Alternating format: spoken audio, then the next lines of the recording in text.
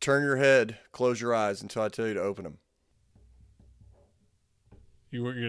What's that? Close your eyes until I tell you to open them. Okay. All right. When I say open them, we're jumping in live. All right.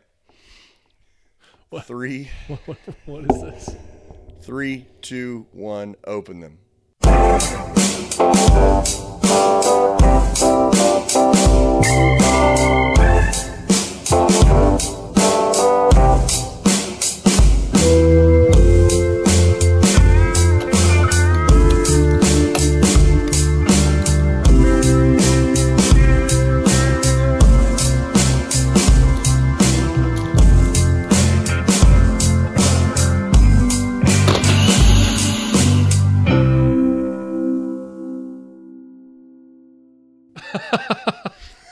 You look like Bruce Arians. Well, he's a champion. I'll take that as a compliment. I wanted you to have to see this. I'm going to wear it the whole time we're recording tonight. I just wanted this to be the last thing you think about before we go to Pinehurst. So, with those glasses and that hat, I mean, it's a good look. It's one of the best looks you've had. Yeah, it's really, really good. I just really wanted to bring it home. Kudos to you, buddy. Same hat. Hat buddies. Let's just jump right in. Let's jump right into what we have now overhyped. We have now double teased the phone call. The phone call came from someone named Ryan. Ryan is the tournament director, Lenny, for the PGA Championship. Woo-woo. And he's also been a listener of ours since the beginning. Since season 1, yeah. Apparently. And Ryan had an idea.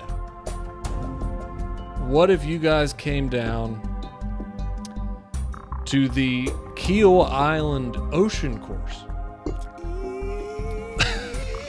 There's only one condition. I think you guys should play where the pros are going to play for the PGA tournament in May. We accepted. In about half a second. And then we got off the phone and then we did some research and we found out that in 2012, let's make sure I have this right. In 2012, where Rory won the PGA Championship at Kiowa, the tips were 7,676 yards. I've never had a number scare me that much in my entire life. Because if it was 7,676 yards in 2012, that was 9 years ago. Yeah, that was before Bryson broke golf. That was before your hat came along. I mean, is it going to be 8,000 yards at sea level into a wind from a hilly line? And by the way, we're going to video this whole thing. Bobo, Chief Littlehorn, we got him coming out. We've got our Chief crew Daniel. coming out. Chief Daniel.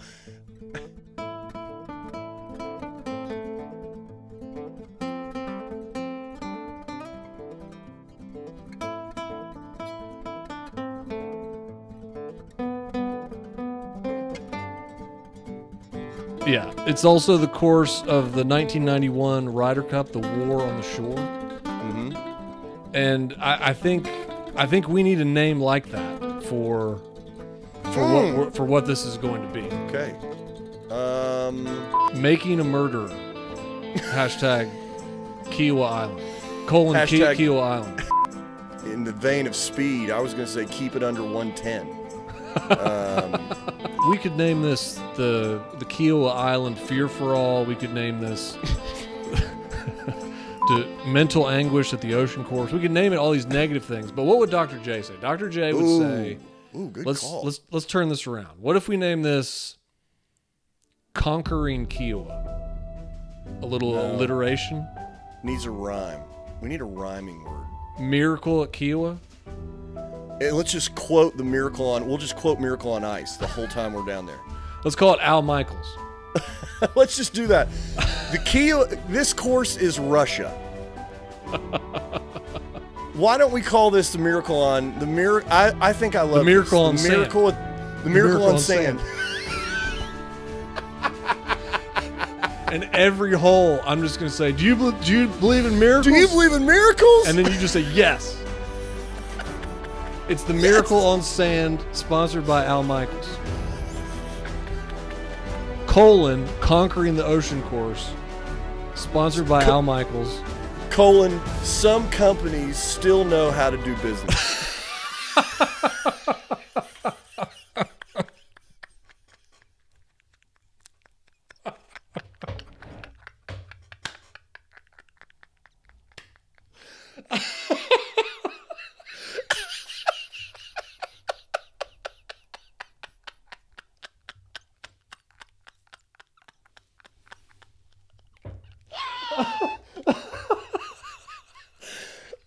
Eyes are watering.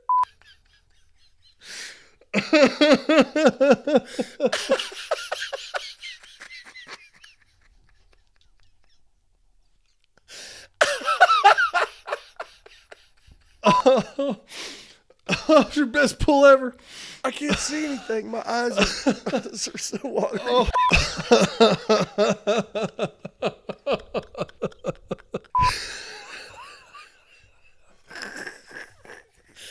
Oh, my side. My side hurts. Headline. Oh. I forgot the name now. Scranton Paper Company. Okay. Oh, we're back. Lenny, we still okay? Oh. Okay. Okay, so official name Is the Miracle on Sand. Concrete Colon, Kiowa. Concrete Kiowa. Sponsored by Al Michaels. Colon. Some companies still know how to do business. Lenny, Still know just how go, business is done. go nuts with that, please.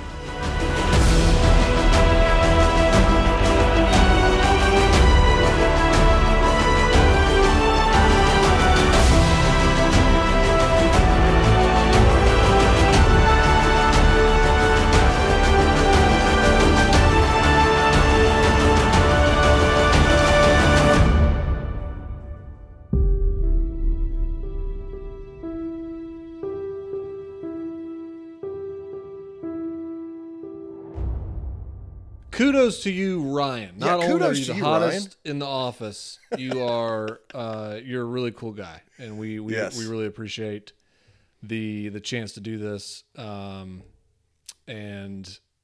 I think our next step is to talk to him and see what is our goal. What should we be fighting for? I agree. Okay, now we need to talk about a different headline. Okay. Podcast. Chasing Scratch podcast goes to Ireland Oh, when Ireland is open, gosh. which Lenny, is not cue which the is not this Undertaker year. music. No. We're not even going to cue the Undertaker music. No, That's no, a good no, point. That's a good no, point. No. Cue the upbeat Irish music, That's a because good point. right now is not the time to go to Ireland. Yep. 2021 is not. We hope this was going to be the year. It's not going to be the year. Yep. So we're not announcing a cancellation of the Ireland trip today. We are not announcing. We're not even saying it's postponed. We're just saying that we moved it. We've moved it to another 2022. day. That's right. 2022. We have to give major kudos to Phil. Kudos to Phil. To Phil. Not Phil Connors. Phil O'Carroll. Phil Let's get his O'Carroll. name right. Phil from Case Western. Phil said, "Look, as much as I'd love to have you guys here, he said you're not going to get the true Ireland experience. He said Yeah. you can't walk into a pub and have a chat with a random stranger. There's just so many things you're not going to be able to do that make this country so wonderful. So it was a no-brainer. It was a no-brainer to reschedule the date."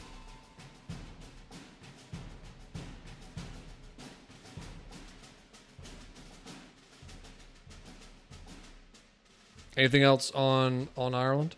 No, that's it. other than the Irish one himself, Irish Mike. Segue.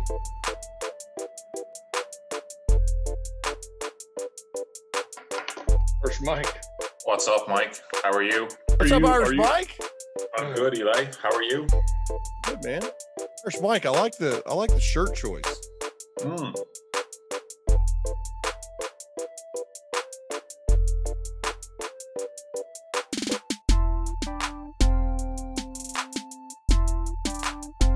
Because I know you're not supposed to be focused on technique at all, but then I'm in the middle of it and I'm thinking, well, but the right technique helps swing speed, so why wouldn't I be focused on technique? So I'm playing like mental games while I'm doing it. That's okay. That's okay though. I do think there is like, especially if you're working on something in your swing, I think it's a good idea to have those swing thoughts when you're doing your speed sticks. Okay. Even if it means that the speed isn't quite as high as it might be if you swung, like a complete lunatic. The thing that I've kind of picked up from using the speed sticks a lot, and it's not a knock on super speed at all, is that I think that you can get very good progress. Well, I know you can get very good progress with protocols that are much lower in volume than the ones that they prescribe. I have protocols on the app for using the speed sticks.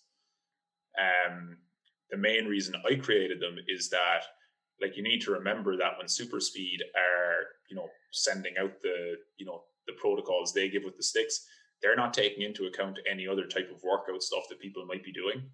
I also don't do any of the non-dominant swings anymore. I don't do any of the left-sided ones. If you're a right-hander, that's what I was going to ask. How much do you do on the non-dominant side? Yeah. But then I feel bad for not doing it. No, I took them out of all the protocols about 6 months ago. The way that I viewed this, and I've talked to Super Speed about this, and I've talked to TPI about this. We kind of have a little bit of a disagreement, but that's fine. I haven't seen any evidence that the left side or the non-dominant swings help. What it definitely does do is it doubles the time that the workout takes, and it doubles the fatigue. So I've actually seen people much more enjoy their speed stick sessions when the time is cut in half and the fatigue is cut in half, and they can just concentrate on going as fast as they can on their right side. And generally, I get people to do about 25 to 30 swings total in a session. Like, really what you're concerned with the sticks is all that matters is that you get your baseline numbers for each color stick, you get your baseline number for your driver, and you can track over time that they're improving. And as long as they're improving reasonably consistently, you're doing enough. And doing more probably won't lead to further gains. Something like that, 5-5-5, repeat twice, I would say is a pretty good guide. Or maybe 4-4-4, but also put your driver in the rotation. Either with the ball or without a ball. Obviously, if you have the Carroll Weathers Learning Center, you can hit with the ball. But if you're without the ability to hit a ball, you can just do a dry driver swing. And the reason for that is increasing your speed stick numbers. The whole point of that is to increase your driver number. And then the last thing I would say on the speed sticks is that I think that there's going to be the most important speed stick to see increases in is whatever one that you swing the closest speed to your driver. That's where I will see the biggest correlation. Like, in my experience, the green stick, the lightest one, has the least correlation to driver club head speed. Yeah. But that's the one that everybody brags about and focuses on because it's the highest speed. Right. Whereas I've actually seen a much better correlation for definitely faster swing players between the red one and the driver. Yeah. And you'll probably notice that the red one is harder to increase because it's a lower speed. The outlier readings on the radar aren't as big, and even if the percentage increase is the same, the actual numerical increase is going to be a little bit smaller because you might be swinging that 110 versus the green 130 or whatever. Right. So for most people, it's going to be the red or the blue, probably the red that is closest in speed to their driver. And I would say that is the one to focus on increasing. And if after a while, and I know Super Speed, because I've talked to them about this, they're going to start doing this too with their updated protocols that they're working on. They're going to get people essentially individualizing how they use the sticks. So if somebody is, say, really good with the light one, but they're bad with the heavy one, I mean, relative to, what you'd expect, it's obviously going to be faster. But they might get some people doing more work with the heavy one and less work with the light one. Or if you have someone who's good with the heavy one but poor with the lighter ones, they'll basically flip it around. And if you can figure that out, you might get away with using less of the sticks and focusing more on the weight that you need to get better at to transfer to your driver. Tell us about Golf Flex. I did that for the first time. So that's a new routine you put in your app.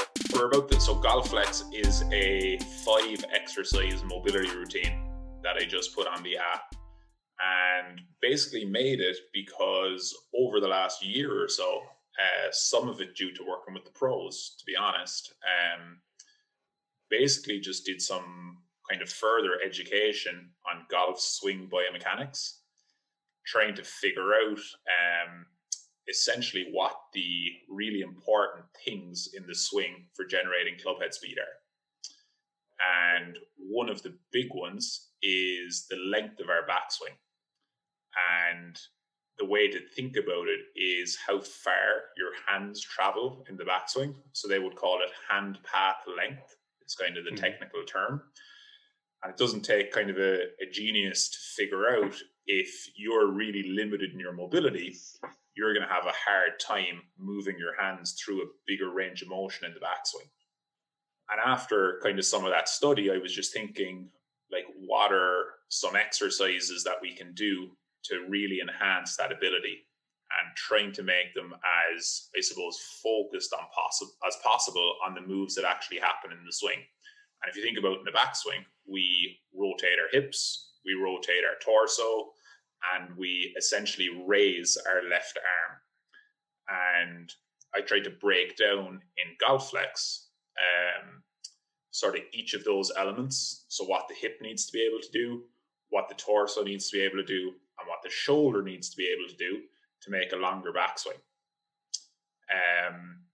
And then, once you've made a backswing, the next thing that happens that fast swingers do is they're able to get their lower body or their hips to start the downswing while the upper body is still moving in the direction of the backswing. So there's some exercises then for transition. But yeah, it was really just a way of, I suppose, getting some pretty simple and straightforward exercises and putting them into a routine that doesn't take long. And if you can do them and you can improve at them, there's pretty much a guarantee that it's going to help with your golf swing, as opposed to just doing kind of generic mobility exercises in the hope that they'll help. I was kind of trying to think, what are the exact demands of the golf swing from a mobility standpoint, and how can we enhance them? But I did have a segment I wanted to cue up. It's called Rapid Fire. Lenny, if you want to cue the rapid fire music, I've got 6 questions for you, Irish Mike, and just want the first response that comes out, just comes to your brain. Are you ready?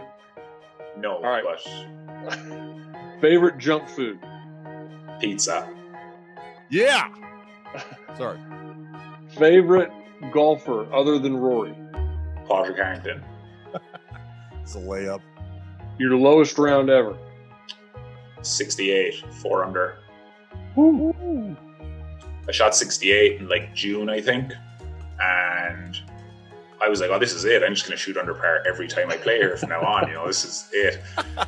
It took me 20 rounds to shoot 1 under again on that course. I shot even about 5 times. But coming towards the end of the year, when I was trying to get the 0.0, I was off 0.4, 0.5 on the same course. I got to 5 under through 13 and finished even. Oh, I remember you texting us about that. It was a tough day. All right, 3 more. You're forced, Irish Mike, to get a tattoo on your chest. What are you getting?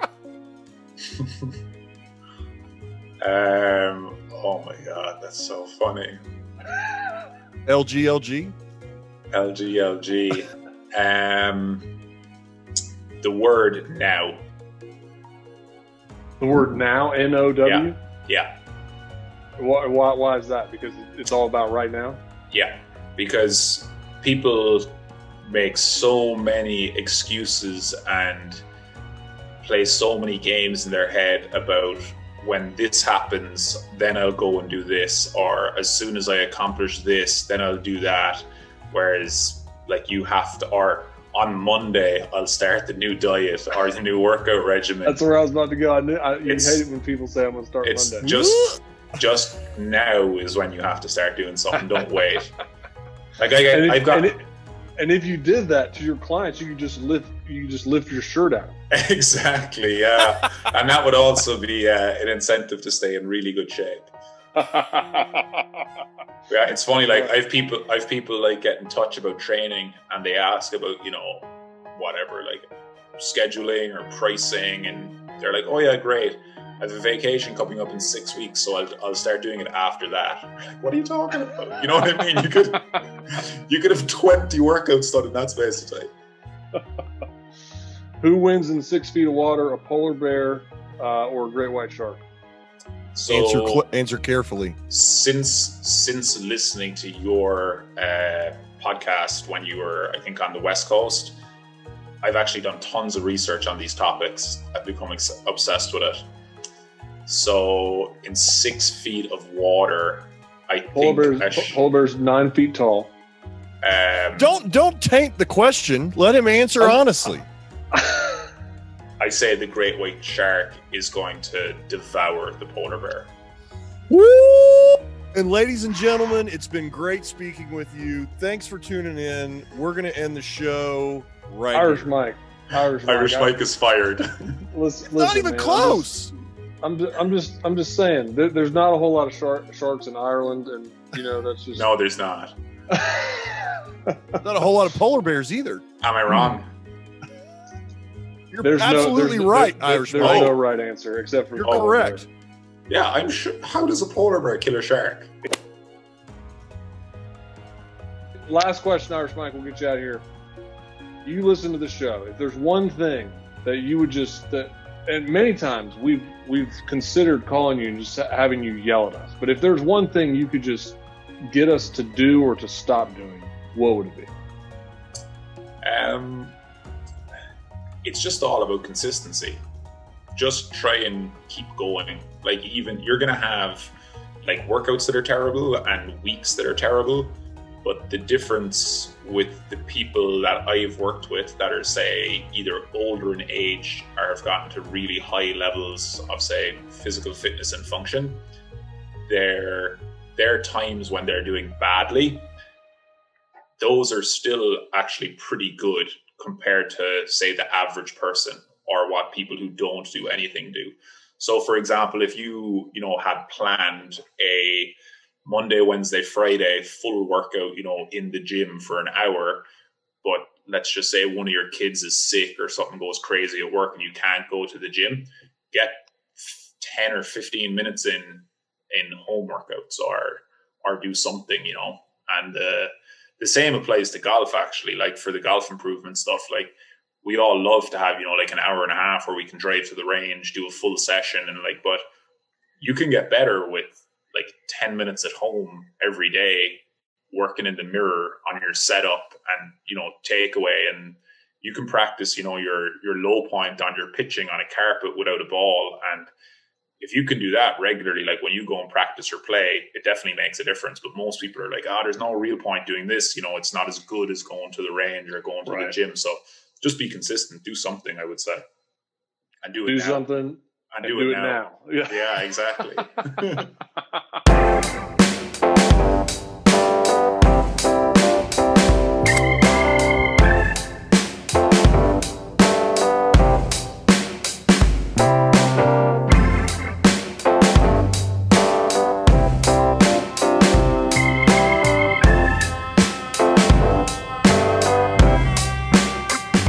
Ryan went to business school. Ryan has won hottest in the office many times. I think everybody's got someone that they just can't keep their eyes off of. Ryan, the tournament director. I believe in miracles.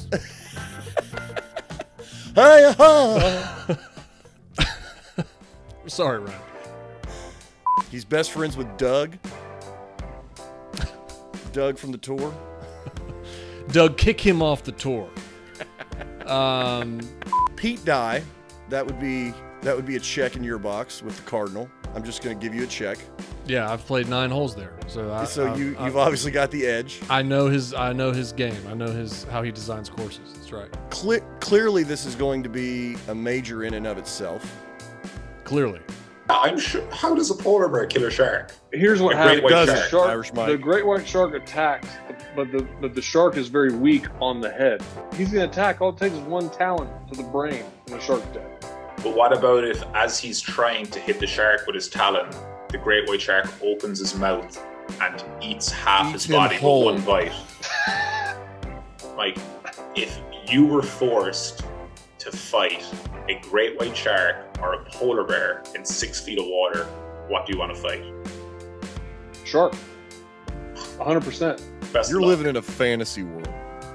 100% shark. If Because I gave you a mindless knife, killing machine.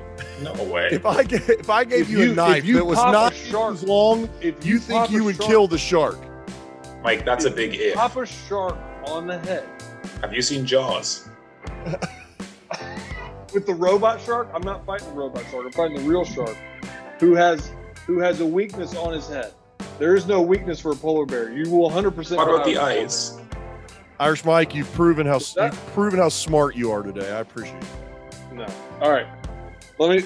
Can we Irish can we Mike, go back to the shark and the polar bear? I'm just messing. Irish Mike, you're the man, buddy. Thank you. All right, man. Have a good night. Thanks a lot. You too, guys. I'm gonna send some links, Mike. We're gonna do some research here on the shark and polar bear. Okay. Please. Okay. Let's do it. Let's do it. They still have those shows where they try and simulate this stuff, don't they? Like, how good? They do, how but good? they've never done polar bear and great white shark. Is that because it broke? Is that because it broke the algorithm? They We need to write Animal Planet and see if they can mock that up. Lenny, get on that.